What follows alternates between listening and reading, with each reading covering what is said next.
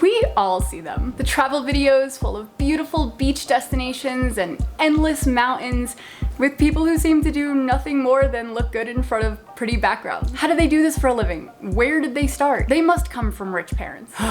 I hate hearing that one. Believe it or not, there are plenty of people that travel for a living because they learned the right way to do it. Not all of them are rich or come from rich families, but they had the passion and the want to do it bad enough that they figured out how to start the process. So let's talk about why we're all here today. We need money. We can't travel without it. Well, we can't travel the way most of us would like to without it. But if you have a commitment to one building that you need to be at, how can you do both? By getting a remote job. Sure, I have plenty of beautiful cinematic footage of me and my friends and gorgeous destinations, but what you don't see is hours upon hours of this. Editing, editing, editing. Wedding catalogs, photographs, videos, graphics, you name it. Or learning about new editing techniques, or reaching out to new clients. I don't film that stuff because it would be boring for you guys, but it 100% does exist for a big portion of my life. I could go out and take a beautiful photo shoot on the beach in Mexico with my best friends, but then have to come back to my hotel room and edit for a few hours. And that's just the way it is, but I would not have it any other way. Definitely beats going to work at the same place every day to just come back and sit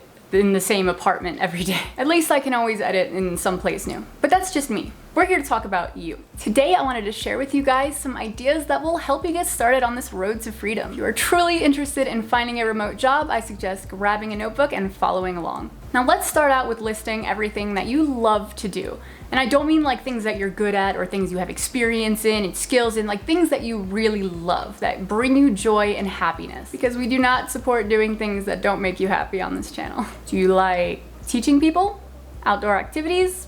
Indoor activities? Creating things on your computer? Creating works of art? Cameras? Video games? Cooking? Anything that comes to your mind that you love, write it down. Now I tried to list as many broad things as possible because I'm trying to reach a broad audience, but if I didn't list any of your passions above, please leave me a comment down below and I will specifically answer you. Now if you love teaching English is a really good and a really needed remote job. There are so many companies that you can apply to, but I did the research for you and here are the top 8.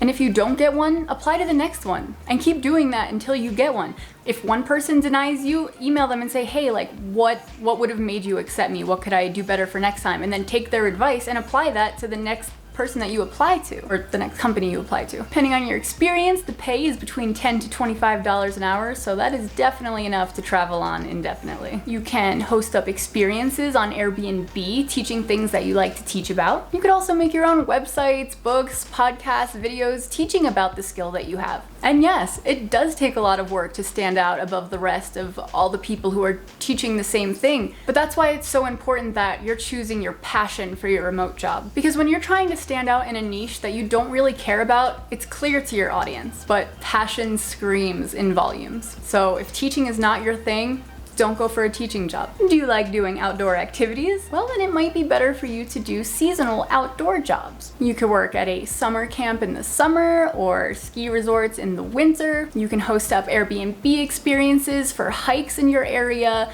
or other outdoor experiences that you can teach about, like rock climbing or ice climbing. Really depends on where you are. And the more you do it, the more of a following you'll have and the more money you'll make. You can be a tour guide in different cities once you learn a little bit about them. You can work for seasonal adventure companies like Vallarta Adventures.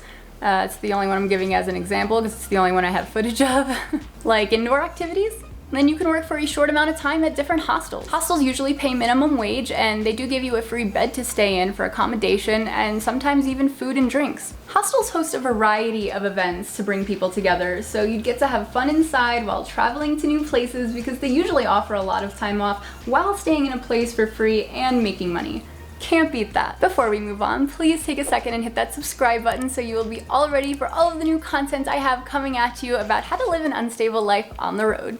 Now, if you like spending time on your computer, this one is huge. There are so many different directions you can take with this. You can be a video editor, photography editor, you can make music, you can make motion graphics, articles, websites, animations, so many things. Now, if you're thinking, Lindsay, I love my computer, but I don't know about any of that. What do I do? Well, you see this beautiful platform that you're watching this video on? It has taught me more video editing techniques than my college ever had. There are incredibly in-depth tutorials for every single thing that I just listed. Which one sounds the most interesting to you? And if you truly have no idea, try a little bit of all of them and see which ones you're like, ooh, this is cool, and ones that are you're like, I never want to do this again. That's how I feel about animation.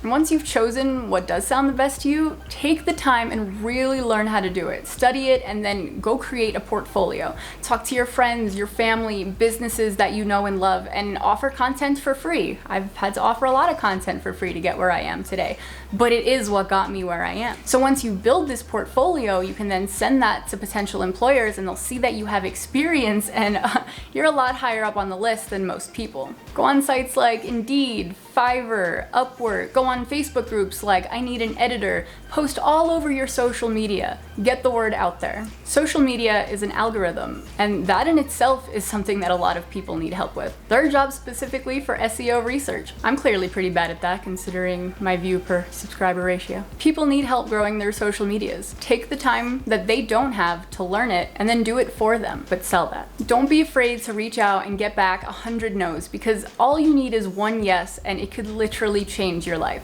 Like I said, I applied to at least 30 jobs before I got a yes. I applied to a job that offered $12 an hour and got declined. But the job that I applied to after that offered me double than what that job offered, and they loved my work. Of course, it was discouraging being told by someone that I'm not worth $12 an hour, but that didn't mean that I wasn't worth $35 an hour to somebody else. You just need to be persistent. Could you imagine if I stopped applying after I got denied from that $12 an hour job? Moving on. Do you like creating works of art? Now this could be complicated depending on what type of accommodations you have for this lifestyle, but there are still a lot of ways that you can sell your art. The most simple with the least amount of materials I'd say would be t-shirt design. All you need is the free app Sketchbook, some time, and you could make a shirt worth thousands of dollars. People will always need new clothes. It's not a dying occupation. And people love having something new and unique to wear. I know I do. Most of my clothes are random graphic tees. Do you imagine how easy this must have been to make? They probably took just like the moon and then cut it in half and then pasted and then like faded out and put 2 cactus in. Boom. They probably made thousands from this one shirt alone at Target. Probably more than that. And if creating is something you love, then this shouldn't be too difficult. And then there's selling physical art you made on like Etsy or marketplaces like Let Go, OfferUp, Facebook Marketplace, eBay. One time I picked up this huge shelf for free from somebody on Facebook Marketplace that was just giving it away. Spent about $10 worth of paint and pouring medium, making it look beautiful, and then I turned around and I sold it for $60. So all of that probably took me about 2 hours and I made a $50 profit. And I barely have any artistic ability like that. It's incredibly easy for anybody to take some paint and pour it around on a surface until it looks good. But a lot of people don't know that and think it looks fancy and stuff. There are always free things on Marketplace that are just waiting to be taken and then refurbished and resold. You can even look outside your apartment dumpster or any apartment dumpster. There's usually furniture sitting out there. That's where I got a lot of mine from that I turned around and sold. Not as easy on the road, but granted, if it was the summertime and I only had like 1 or 2 pieces of furniture at a time, it's a possibility. But that's not so much my passion as my passion is film. But if it is your passion, I know you can figure out a way to do it. And you could also sell your work at craft fairs, especially if you're traveling around the country by car. Have all your artwork in the back and then just go from craft fair to craft fair selling your stuff. Of course, you're going to need quite a bit of inventory and a little bit of cost up front because you do need to rent a spot at the market. But like I said, if art is your passion and you're good at what you do, then you should be able to make back much more than what you spent on the table itself. Those also exist indoors during the winter. I know I just went to one here in Colorado and it was awesome. Do you love cameras? Oh baby, me too. And when you're a professional videographer, photographer, you kind of forget how bad normal people are at it. People and businesses need people like us to help capture some of their favorite moments, help promote what they're offering, or simply want a confidence boost. You can photograph for bands, businesses, weddings, events, concerts, clubs, engagements, gender reveals. The amount is endless, honestly. And you could do the same for all of those with video. Now, where do I find clients? Well, if my $130,000 film degree taught me anything, it's the importance of networking. They really drill that into your head there. You all owe me like 10 grand. I obtained a client one night by going out to a bar and complimenting this pregnant lady's dress. She told me that she loved the way it showed off her bump, and I said, yeah, that's why I like it too. That's usually what I try and tell my clients to wear for a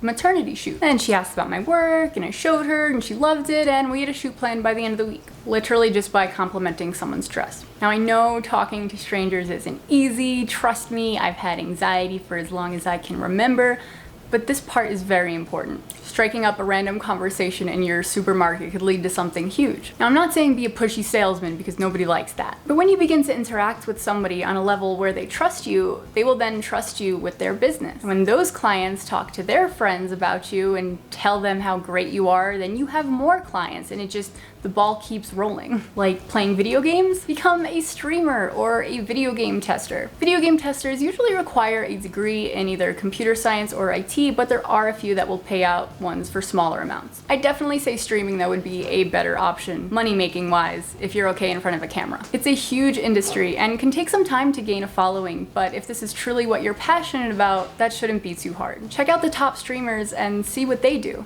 It could also be really beneficial to niche down in streaming. You can do full gameplay walkthroughs, talk about mods or bugs, or play a game in a ridiculous way that makes people laugh, or just things about the game that you found that you think other people didn't find. Literally so many options. And then you can cross-share those onto different platforms for more monetization. All you need is a gaming laptop, a camera, and some Wi-Fi. Like cooking? There are always places looking for event or seasonal cooks. Think about all of the Oktoberfest events or midsummer concert events or resorts and summer camps, lodges. There's always going to be a need for a cook because everyone's going to need to eat. But if you like cooking and don't want a seasonal job, you can always start up a YouTube channel about what you like to cook or special techniques that you like, and you can grow a social media following that way. Sell cookbooks or online cooking classes. A step further would be investing some money in a food truck and selling your food all around the country, or even locally at farmers markets and things like that. Alright you guys, I tried to list as many of the most broadly loved activities that I could think of. If your passion lies elsewhere, please leave me a comment down below and I will do my best to help you. If this video gave you some good ideas, please hit that like button down below and I will catch y'all on the next one.